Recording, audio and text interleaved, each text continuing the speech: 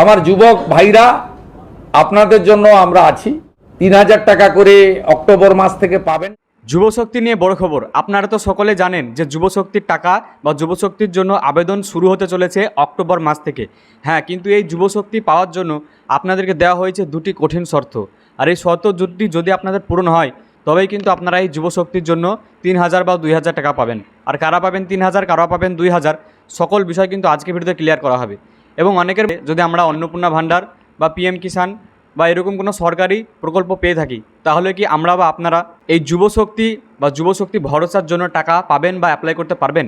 সমস্ত কিছুই কিন্তু আজকে ভিডিওতে আলোচনা করা হবে। সব জায়গা থেকে তথ্য কালেক্ট করে আজকে ভিডিওটি বানানো হচ্ছে। আপনারা আজকে ভিডিওটি প্রথম থেকে শেষ পর্যন্ত দেখবেন, তাহলে আশা করি এই যুবশক্তি ভরসা বিষয় নিয়ে আপনাদের অনেক ডাউট ক্লিয়ার হয়ে যাবে। চলুন এখন ভিডিওর মূল অংশে যাওয়া যাক। যুবশক্তি পাওয়ার জন্য আপনাদেরকে যে সমস্ত শর্তগুলি পূরণ করতে হবে তার মধ্যে প্রথম শর্ত হলো আপনাদের বয়স হতে হবে 21 থেকে 45 বছরের মধ্যে। যদি আপনাদের বয়স 21 থেকে 45 বছরের মধ্যে হয় তবেই কিন্তু আপনারা এই প্রকল্পের জন্য আবেদন করতে পারবেন। আর আবেদন কবে শুরু হচ্ছে আপনাদেরকে আগেই বললাম, আবেদন শুরু হচ্ছে অক্টোবর মাস থেকে। আর এই প্রকল্পের জন্য তারাই আবেদন করতে পারবে যারা শিক্ষিত এবং বেকার। অর্থাৎ শিক্ষিত বেকারদের জন্য এই ভাতা, বেকার ভাতা দেওয়া হচ্ছে শিক্ষিত যুব সমাজের জন্য। এখন আসি কারা পাবেন ২,০০০ টাকা এবং কারা পাবেন ৩,০০০ টাকা। যদি আপনারা গ্র্যাজুয়েট পাস করে থাকেন, গ্র্যাজুয়েট কিন্তু আপনাদেরকে অবশ্যই পাস করে থাকতে হবে। যদি আপনারা গ্র্যাজুয়েট পাস করে থাকেন তবে আপনারা পাবেন ৩,০০০ টাকা প্রতি মাসে। ৩,০০০ টাকা করে অক্টোবর মাস থেকে পাবেন গ্র্যাজুয়েট যুবকরা।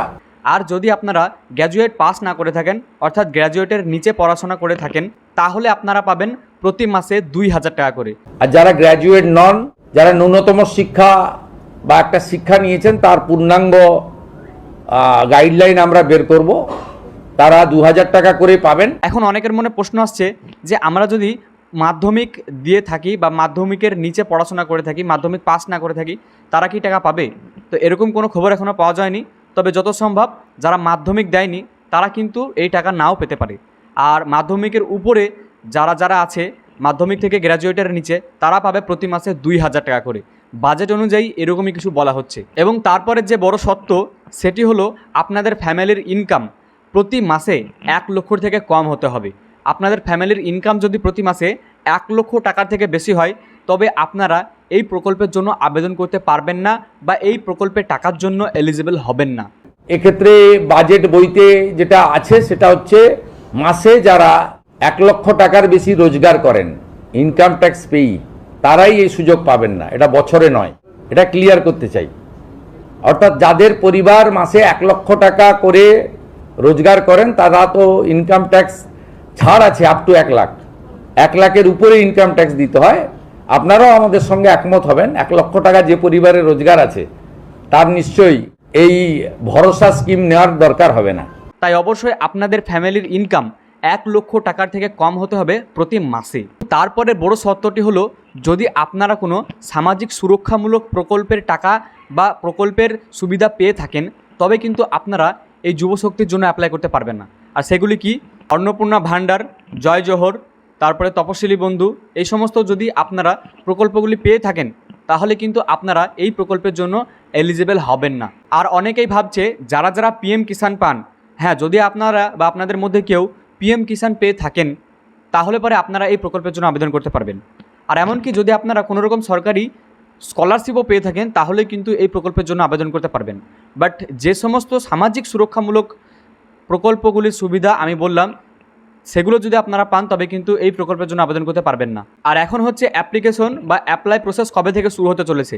বাজেট অনুযায়ী এই অ্যাপ্লিকেশন বা অ্যাপ্লাই প্রসেস শুরু হতে চলেছে ২০২৬ সালের অক্টোবর মাস থেকে।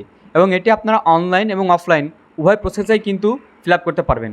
অনলাইনে ফিল আপ করতে গেলে একটা নির্দিষ্ট পোর্টাল চালু করা হবে এবং সেই পোর্টালে গিয়ে আপনাদেরকে আপনাদের তথ্য দিতে হবে, আপনাদের ডকুমেন্ট দিতে হবে বা আপলোড করতে হবে। আর তারপরে আপনাদেরকে ফর্মটিকে ফিল আপ করতে হবে অনলাইনে এবং তারপরে আপনারা সেই প্রকল্পের জন্য আবেদন করতে পারবেন।